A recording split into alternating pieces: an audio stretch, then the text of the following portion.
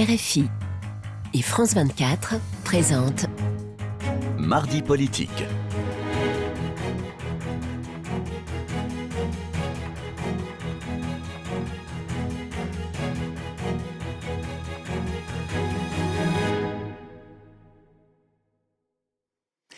C'est l'heure de Mardi politique sur France 24 et RFI. Bonsoir Frédéric Rivière. Bonsoir Rosine, bonsoir à tous. Et ensemble, nous recevons Éric Coquerel, député La France Insoumise de Seine-Saint-Denis et président de la commission des finances à l'Assemblée nationale. Bonsoir. Bonsoir. Et merci d'avoir accepté notre invitation. Première question, est-ce que vous vous réjouiriez d'un changement de régime en Iran ? Bien sûr, tout le monde se réjouirait d'un changement de régime en Iran. Mais le problème, c'est qu'un changement de régime en Iran... Il y a toujours un oui mais. Oui, parce que ce qui est en train de se passer est totalement du droit international et c'est la loi du plus fort. Si on commence à entériner que, en dehors de tout cadre de l'ONU, en dehors de toute décision des nations, on peut aller exécuter un dirigeant d'un pays étranger et faire la guerre à un pays étranger de manière unilatérale, vous voyez bien que c'est fini. Le droit international qui régit les rapports internationaux depuis la fin de la Seconde Guerre mondiale, sont totalement volatilisés au profit de la loi du plus fort. Mais est-ce que lorsque Vladimir Poutine envahit la Crimée, il n'y avait pas de droit international ? Nous avons été les premiers à faire un communiqué condamnant cette agression. J'attends toujours le même communiqué condamnant l'agression de l'Iran et maintenant d'ailleurs du Liban par Israël de la part des autorités françaises. Nous, on n'est pas, de ce point de vue-là, on n'a pas deux logiques, on n'en a qu'une. Israël qui a répondu à des tirs du Hezbollah. Non, Frédéric Rivière. Frédéric Rivière. Si. Non, c'est factuellement faux. Il y a eu d'abord des tirs d'Israël, il y a eu des tirs du Hezbollah après qui ont répondu. Donc vérifiez vos informations. Pour Jean-Luc Mélenchon, la guerre des États-Unis et d'Israël contre l'Iran n'a d'autre mandat, je le cite, que la volonté suprémaciste de Trump et Netanyahou. J'imagine que vous êtes d'accord avec cette... Vous en voyez une autre, vous ?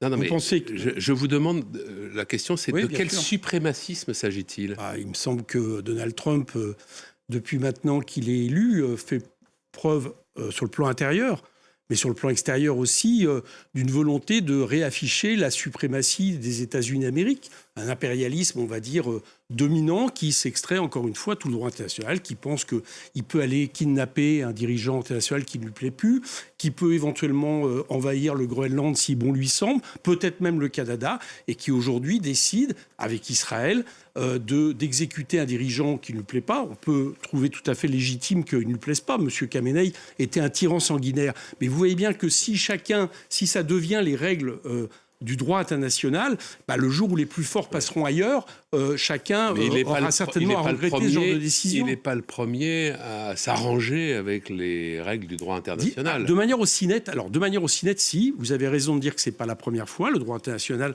mais n'empêche, le droit international restait quand même la règle de fait. Quand, par exemple, vous avez eu l'invasion américaine en Irak, avec des fausses informations sur les armes à l'époque chimiques, il a quand même fallu, à un moment donné, passer par l'ONU, même si les Américains avaient décidé de manière unilatérale des choses. Là, M. Trump non seulement ne passe plus par l'ONU, mais il a même proposé en réalité quelque chose qui remplace l'ONU et il décide à peu près ce qui bon lui semble. Il décide également ce qui bon lui semble, d'ailleurs, vis-à-vis de pas mal de villes américaines. Je ne vais pas vous renvoyer sur ce qui s'est passé à Minneapolis, c'est-à-dire un ordre, le moins qu'on puisse dire, très autoritaire, répressif et autres. Donc c'est pour ça qu'on peut parler de suprémacisme. Alors, Éric Coquerel, vous parlez de droit international, mais on peut aussi parler de droits humains. La répression était absolument sanglante comme jamais, quand on sait que le régime est allé achever des gens dans les hôpitaux, qu'ils ont racketté des familles pour récupérer les corps, tirer à bout portant sur des jeunes.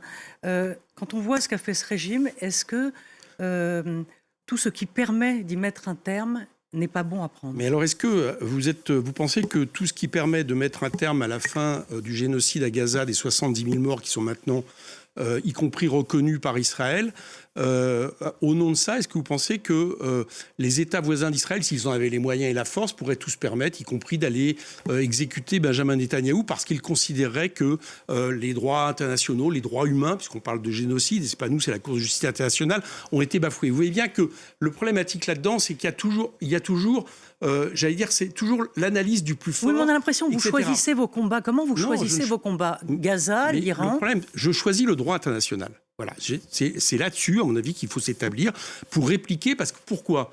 Parce que sinon, d'une part, c'est la loi du plus fort, et je pense que la loi du plus fort, il n'y a rien de pire, surtout que vous conviendrez avec moi que, de ce point de vue-là, par exemple, M. Netanyahou ou M. Trump, vis-à-vis de la politique qu'ils mettent en place un peu partout, ne sont pas, j'allais dire, des parangons d'une vertu, j'allais dire, internationale, de respect des droits humains qui pourrait leur donner le droit comme ça, légitime, d'intervenir ailleurs, etc. Donc, la question du droit international est absolument fondamentale. Et j'ajoute autre chose, c'est que malheureusement, toute l'histoire des interventions extérieures, y compris pour mettre fin à des dictateurs dans les pays du Proche et Moyen-Orient, on sait comment ça s'est terminé. Oui. Je vous rappelle que l'invasion de l'Irak et autres, ça a donné Daesh. Donc pour l'instant, malheureusement, les peuples, entre guillemets, n'ont pas été libérés comme ça de l'extérieur. Ça a été plutôt un joug qui a succédé à un autre joug, et j'ai bien peur que ça soit exactement ce qui se passe par l'Iran. Éric Coquerel, je voudrais rappeler ce que disait Ali Khamenei, le guide suprême iranien, qui a été tué samedi dans les premiers bombardements.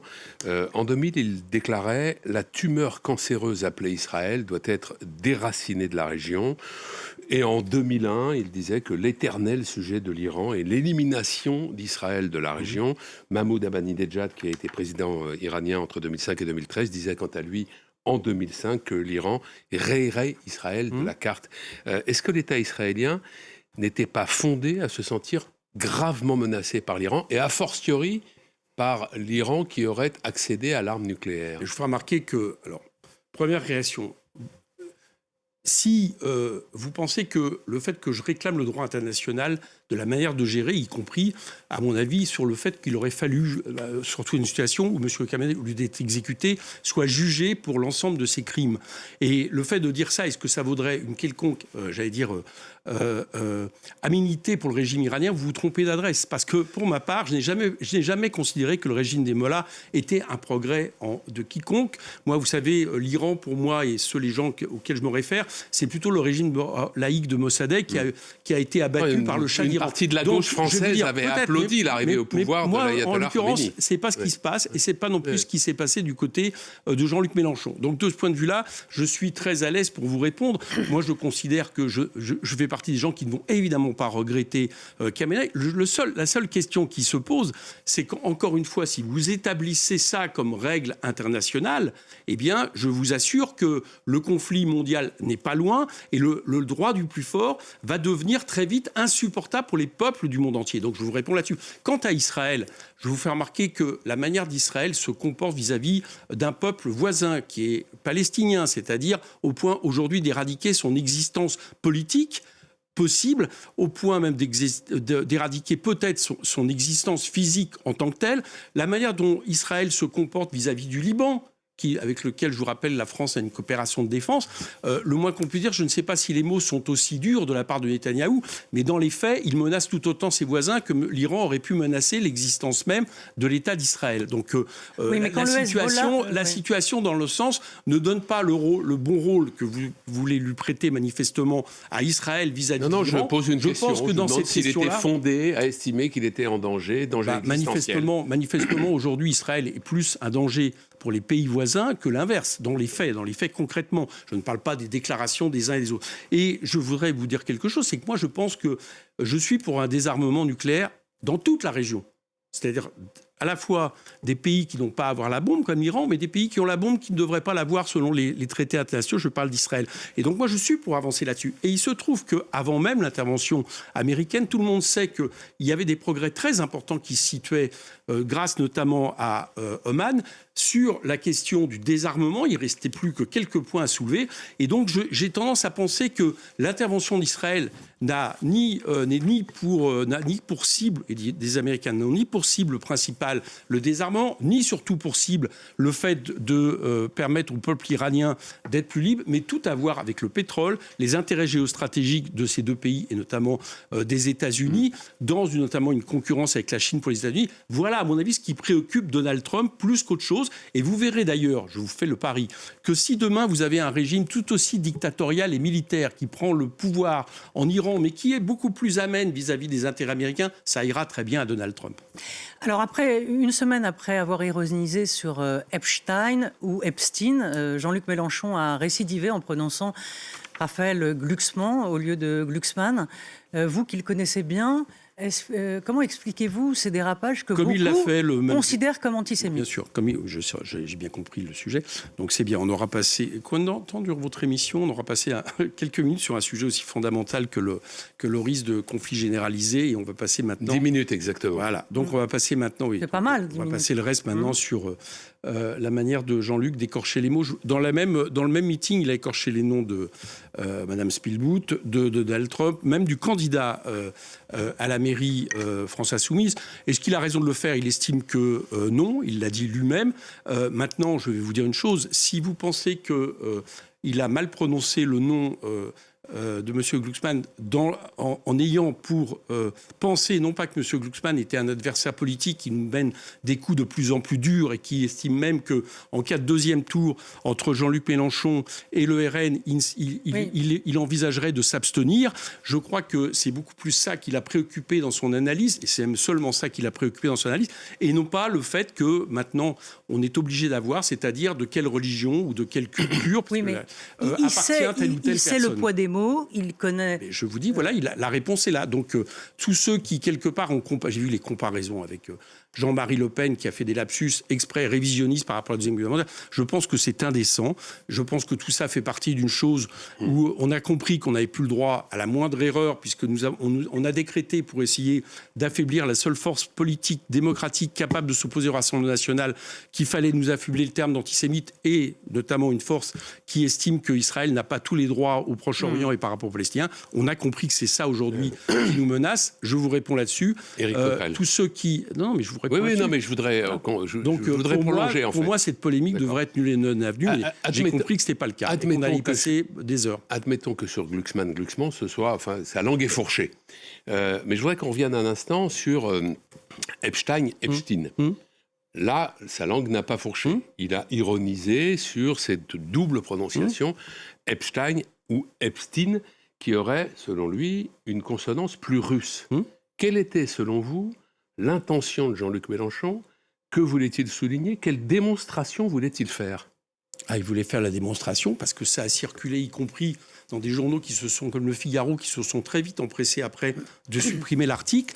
Vous avez aujourd'hui un débat sur la question du prononciation du nom, et y compris un débat sur le fait qu'en réalité, Monsieur Epstein, puisque je continue à l'annoncer comme ça, parce que serait aurait un nom à consonance russe qui pourrait indiquer peut-être des accointances avec la Russie. Donc c'est là-dessus qu'il a appuyé. Et je vais vous dire une chose aussi derrière votre question, c'est le fait que vous pensez que à travers ça, Jean-Luc Mélenchon pensait avant tout ce qui définissait M. Epstein. Non, mais je vous connais, monsieur. Mais écoutez ce que disent vos adversaires. Je sais où vous voulez en venir, donc je vous réponds directement, comme ça, au moins on aura gagné du temps. Que M. Epstein, ce qui le caractérise d'abord, c'est le fait d'être né juif, et non pas le fait d'être non seulement un pédocriminel, mais quelqu'un qui, manifestement, dans toutes ses idées, était suprémaciste. Ce qui, d'ailleurs, vous remarquez théoriquement, devrait être contradictoire avec ceux qui en ont été la victime, d'être raciste, etc. Je crois que Jean-Luc Mélenchon, sa première réaction et sa première manière dont il pense à Epstein est celle-ci. Voilà. Alors, il y en a qui renvoient tout à la question. Et d'ailleurs, c'est assez étonnant parce que c'est peut-être les mêmes. Parce que j'ai vu qu'il y avait des articles, des trucs complotistes là-dessus. C'est peut-être les mêmes qui, notamment à l'extrême droite, laissent penser que justement tout ça pourrait faire partie d'un complot. Alors, je ne vais pas dire maçonnique, juif ou étranger. Je dis ça parce que je pense à Aurore Berger qui a parlé de l'anti-France, sans que ça vous fasse réagir, sans que vous en fassiez des bandeaux, alors que l'anti-France, je vous rappelle, est une invention de Maurras, puis de Pétain, pour définir la France juive, la France étrangère, la France franc-maçonne et la France communiste. Ça vous a pas, manifestement, ça vous choque pas beaucoup, mais nous, ça nous choque, et c'est plutôt ces gens-là à qui nous nous opposons dans la définition, la traduction de l'affaire Epstein. Il se trouve que c'est pas Aurore Berger qui est en face de nous. D'accord, mais je remarque qu'elle n'a pas eu le droit au même traitement. Non, mais quand vous dites vous parlez de la presse en général, vous ne parlez pas de nous. Les problèmes de prononciation. Alors, vous dites ça a choqué, ça vous a choqué. Vous avez invité Aurore Berger, vous l'avez questionné là-dessus? Non, pas dernièrement. Non, d'accord. Vous dites ça vous a choqué, mais alors les critiques pleuvent aussi du côté chez vos alliés. Clémentine Autain, ancienne LFI, a tweeté ce soir: encore la honte, Jean-Luc Mélenchon est désormais un naufragé volontaire et la soumission des dirigeants est assourdissante. Est-ce que quelqu'un chez vous a dit à Jean-Luc Mélenchon: Jean-Luc, tu débloques? Alors, je vais vous répondre sur le premier sujet. Que tous ceux qui estiment que dans la prochaine présidentielle, ils sont potentiellement des candidats et qu'ils verront comme un concurrent la candidature de Jean-Luc Mélenchon, quelque part, utilisent de plus en plus n'importe quel moyen pour essayer de nous affaiblir. Jusqu'à là, ça j'ai remarqué. Je ne pense pas que ça fasse leur grandeur, mais j'ai remarqué. Maintenant, sur la question, je vais vous dire, à partir du moment où il y a autant de bruit, y compris à partir du moment où la problématique de prononciation de Jean-Luc heurte, y compris des gens, sincèrement. Non, mais chez vous, ma question, c'était est-ce que quelqu'un lui a dit... Mais il n'y a pas eu besoin que quelqu'un lui dise. Parce que vous avez remarqué que Jean-Luc Mélenchon a fait un tweet pour montrer et expliquer ce qu'il a voulu faire. Mais peut-être qu'auparavant, des personnalités de la France Insoumise ont dit « Bon, maintenant, il faut que tu t'excuses. » Non. Et tu nous tires vers le fond. Ben voilà, donc il n'y a pas eu cette prononciation, parce que Jean-Luc Mélenchon, il est quand même assez autocritique vis-à-vis de lui-même pour estimer quand, à certains moments, il a peut-être fait une erreur, ou en tout cas quelque chose qui peut être utilisé de cette manière-là par nos adversaires. Je vous ferai remarquer quand même, ça, là non plus, ça ne vous a pas posé de problème, que comme souvent, non, mais je le dis, oui, d'où est partie cette polémique. Ce qui est étonnant... Il l'avait dit avant, d'ailleurs. D'où est partie cette polémique. Perpignan se passe, les journalistes interviewent après Manu Bompard, etc. Il n'y en a pas un qui relève. Ça part de comptes d'extrême droite qui prennent ces 5 secondes complètement sorties de leur contexte. Je dis sorties de leur contexte parce que tout le reste du discours est un discours totalement contre, justement, les antisémites. Là où vous avez raison, c'est qu'il l'a dit le 10 février, le 18 février. Mais ça part souvent comme parle de l'extrême droite, et après, c'est repris avec un certain retard. C'est exactement ce qui s'est passé sur les différentes polémiques. Donc je vous dis là-dessus, je pense que ça ne grandit pas ceux qui l'utilisent, et ceux qui veulent faire des combattants du racisme et de l'antisémitisme depuis des décennies, quelque part, dans une espèce d'inversion hideuse de l'histoire, l'inverse. Ou alors, par exemple, des antifascistes, des fascistes. Voilà, je pense que la démocratie n'a rien à gagner à ça. Une minute. Lors d'un meeting à Saint-Ouen il y a quelques jours, vous avez parlé d'un arc antifasciste. Oui. Qui en fait partie selon vous? Et si on n'est pas dans cet arc antifasciste, est-ce qu'on est automatiquement fasciste? J'ai combien de temps pour vous répondre à cette question? 40 secondes maintenant. 40 secondes. Je vais vous dire, il y a des gens qui viennent de casser le front républicain que nous avions nous-mêmes suscité en 2024. Ce sont les gens qui imaginent des alliances avec l'extrême droite, les républicains notamment, des gens comme Aurore Berger qui estiment qu'au municipal, ils pourraient s'allier avec le RN, ce qui fait qu'ils auront souvent à soutenir le RN ou la droite extrême, vu le résultat actuellement des candidats macronistes. Bon, ces gens-là sont en train de s'extraire. Alors, du Front républicain, ils le cassent, et j'ai l'impression que, vu la période, ce qui va un peu définir, en réalité, peut-être aussi une sauvegarde républicaine, ça va être ceux qui sont opposés à la montée du fascisme dans ce pays, et même à l'alliance avec le fascisme. Par exemple, ceux qui hésitent lors d'un deuxième tour entre Jean-Luc Mélenchon et un candidat du RN. Merci Éric Coquerel. Merci. Merci beaucoup d'avoir été notre invité. Merci à Flore Simon et Camille Néran. Merci Frédéric. À jeudi prochain. Bonne soirée, à la semaine prochaine. Au revoir.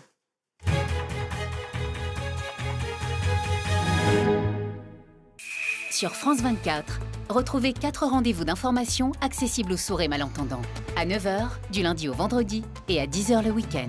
Washington demande au chef du Kremlin, je cite, d'arrêter de se mêler de l'élection américaine. Et tous les jours, à 13h, dans le Paris Direct. Les inégalités se sont encore creusées ces dernières années, la pauvreté reste massive.